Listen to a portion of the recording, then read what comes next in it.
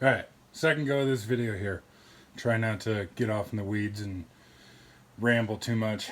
Um, got a customer skid steer here. It's a Bobcat 200T with a Deutz, or however it's pronounced, engine in there. And it's really pretty fucking incredible how tightly they pack skid steers. I know everything has got pros and cons and advantages and disadvantages and everything, but it's just amazing how tight skid steers are packed.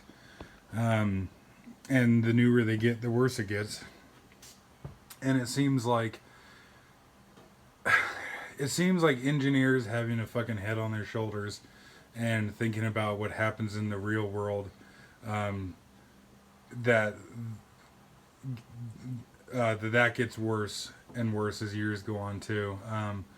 I feel like the way that a lot of these things are designed is just a bunch of fucking, pencil pushers sitting around an office somewhere that have never actually worked with the equipment themselves.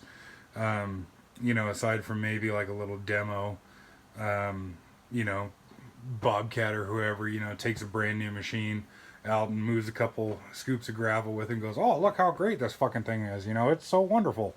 Um, Case in point, for something real quick here is these stupid little fucking gas struts. I got this great deal bungeed up because these fucking gas struts just don't hold up over time.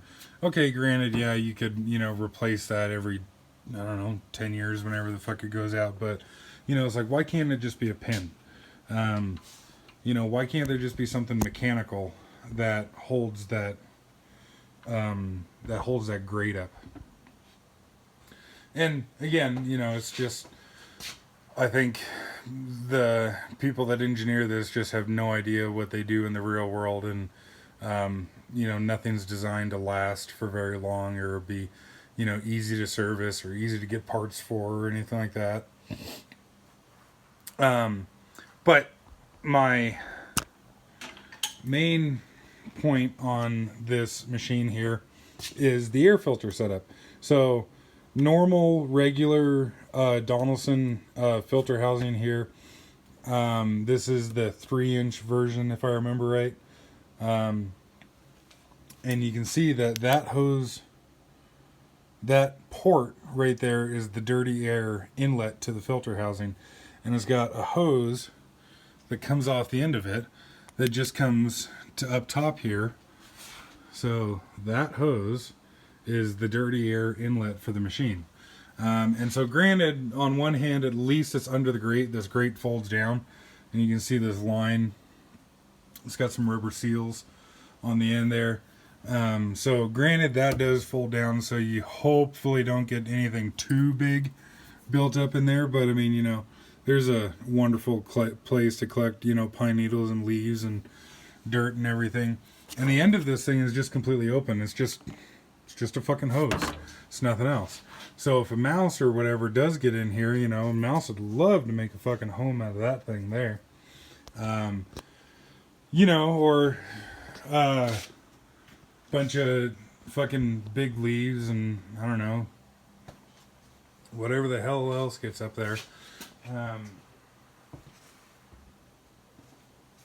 But you can see that filter housing is just a bigger version of this right here, even to the point where the valve on the end of it is exactly the same. So same inlet off to the right hand side there, if you're looking at it from this way anyways.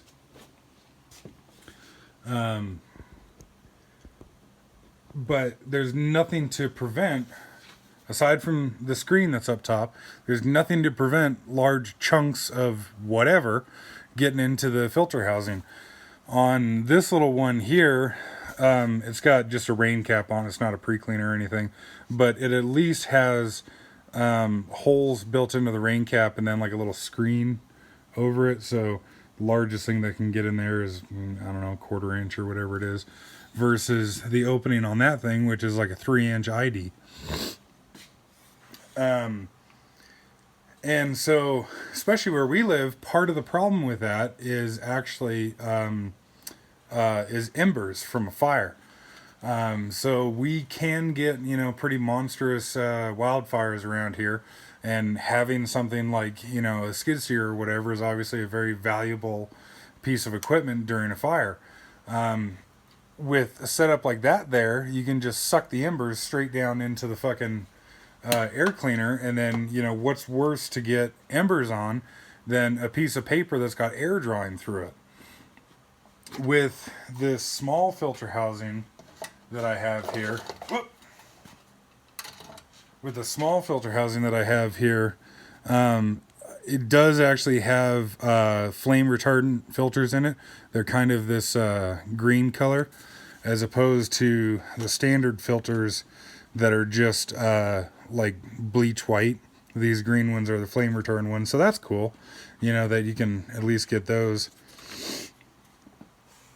But if you had a pre-cleaner on it, a self-ejecting pre-cleaner especially, like I have my backhoe, then hopefully, all being well,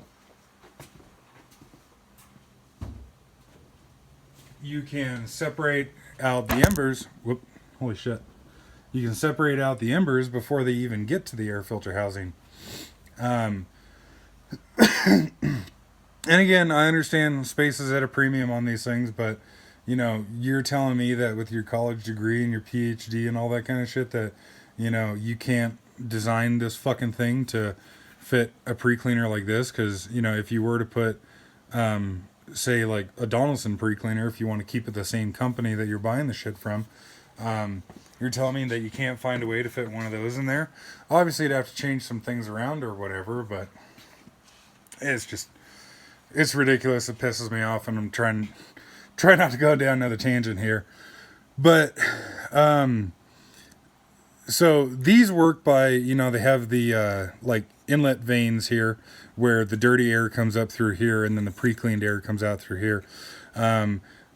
It's got these inlet vanes here that are angled, and probably kind of hard to tell.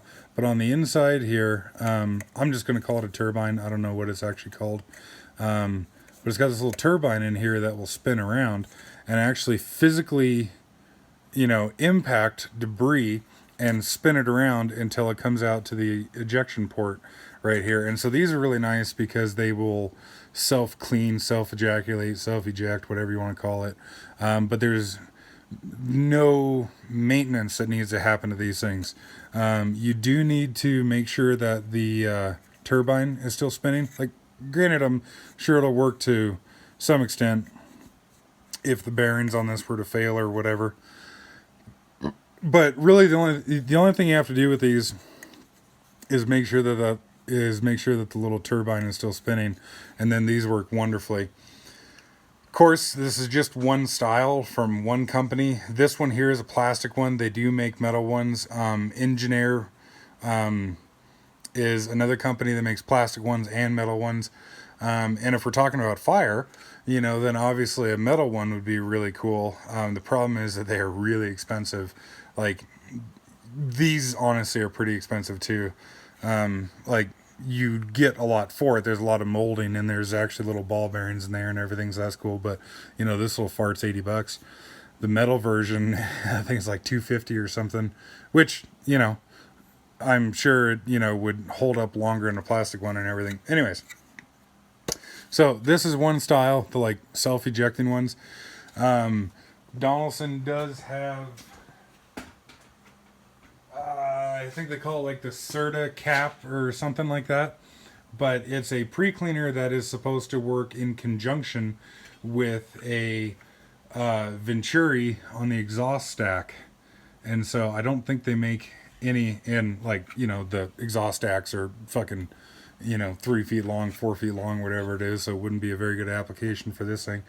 But they have an exhaust stack with a Venturi in it, and it'll create a negative pressure on the port, on a port that's welded in on the exhaust stack, and then you plumb that into the pre-cleaner, and then it'll actually like draw negative pressure through the pre-cleaner and kind of like help suck the debris out of the pre-cleaner. Obviously if you're working all the time in just horrendous conditions, then that would be well worth it. But a lot of components to it and everything. And like I said, pros and cons and trade-offs to everything.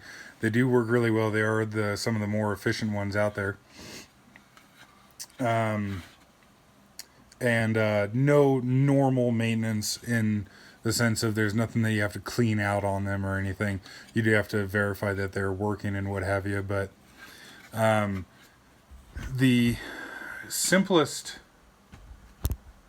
style of pre-cleaner is these little bowl types right here. And the way that these work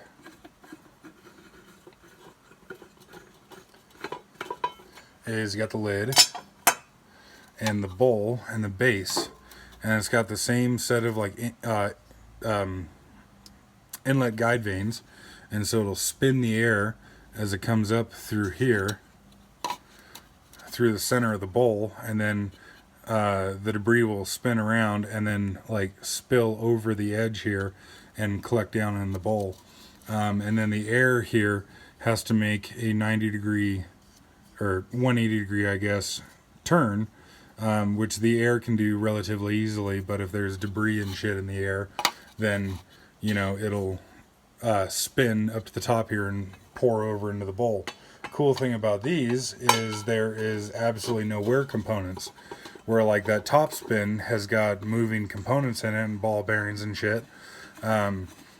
This, which is also made by Donaldson, this has no moving parts and no wear components to it. These bowls will get yellowed with the sun over time. And, if you drop it and crack it, break it, fucking whatever, then, of course, the bowl can be replaced. And you can get replacement bowls. I think it's really funny how you see some people, it seems like they actually put a pretty good deal amount of effort into trying to patch these things back together. You'll see one that's been out in the sun for 40 years or whatever, and the plastic here is so brittle that you look at it wrong and it just shatters into a million pieces, and people will put duct tape and all that shit over it, and fuck that, you can just get a new bowl for these. But both of these are a 3-inch outlet, but you can see that they're drastically different sizes.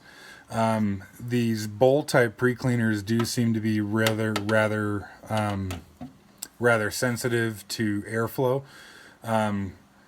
They work like as airflow increases, their effectiveness seems to increase exponentially with airflow, if that makes sense. So if you half the airflow on one of these things, they only work a quarter as well or something like that. And,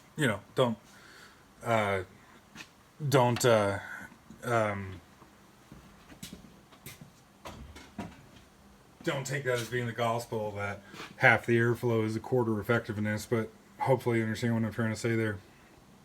And then there's a number of other different styles out there as well.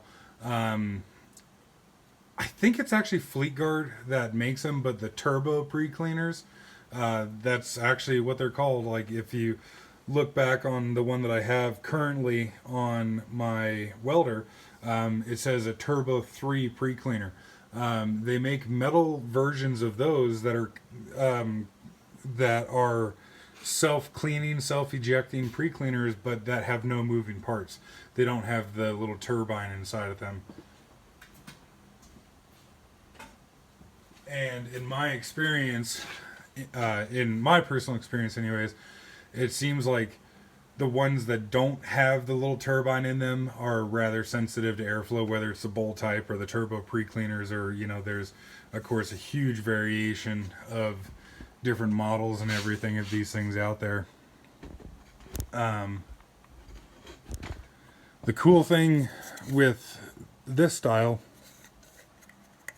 that's got the little turbine wheel in there, it does not take very much airflow at all to get that turbine to spin. But even if the turbine is spinning at all, assuming it's doing, 100 RPM or something like that, these things seem to work very, very effectively. They seem to be pretty damn efficient. But, you know, trade-offs to everything. And I guess just to, you know, point out one more stupid thing on this machine here. I think there's a lot of stupid things on this machine, but like I said, this not coming with a pre-cleaner to me is just absolutely ridiculous. I don't understand that. I do understand that not everywhere in the country or everywhere in the world is as dusty as we are here, and not everywhere in the country or the world has the potential for wildfire like we do here, but I also understand that there are places in the world that are dustier and more prone to wildfire than we are. And, you know, even if you are in a pretty clean environment, you know, as far as contamination in the air, like, you know, say you live somewhere where it fucking rains all the time and is muddy and shit, a pre-cleaner is still going to extend the life of the air filter. So, that's all I'll say about that. Fuck you for not putting a pre-cleaner on these things. It's stupid. So the other thing, the other thing that's stupid about these, hopefully you can get the deal here that, you know, it's the same filter housing, just, you know, smaller size. This here is the band that, the mounting band that, like, the universal fit, if you will. And so they're, like, it's actually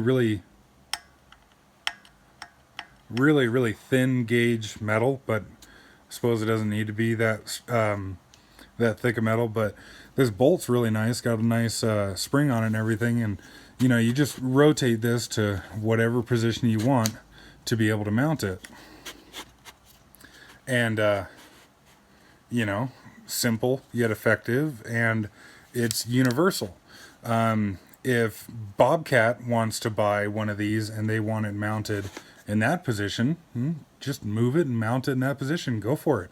If New Holland, whoever the fuck else wants it mounted in that position, well, look at that. There you go.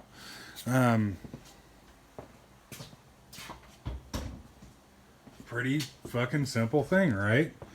Well, these here, where the fuck my light go?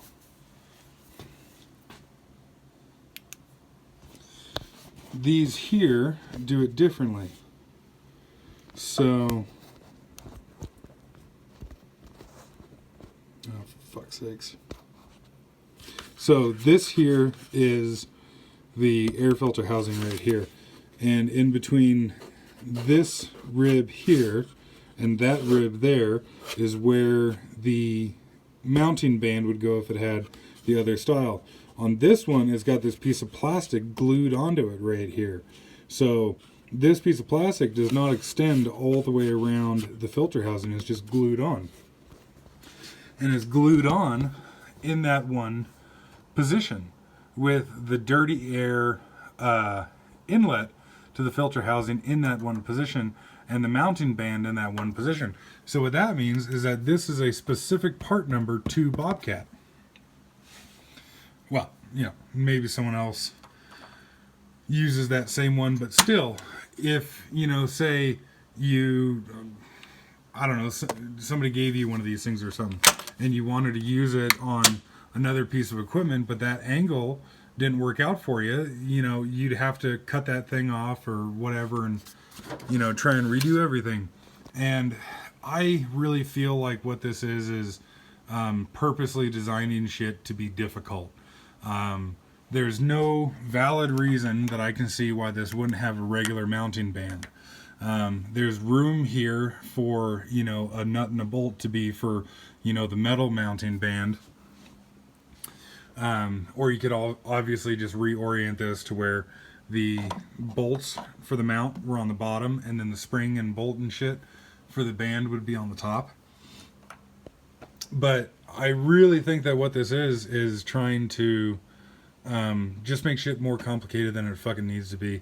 And I actually didn't even notice this until just now. You can actually see a little Donaldson symbol right there. But it's like, it's wanting to create special parts, so you have to go to the dealer. And you can see the air filter, even though it says Donaldson on the cap. And if you've seen enough Donaldson filters, that's for one, Donaldson makes their filters in Mexico, a lot of them, which is bullshit, but that's their printing right there.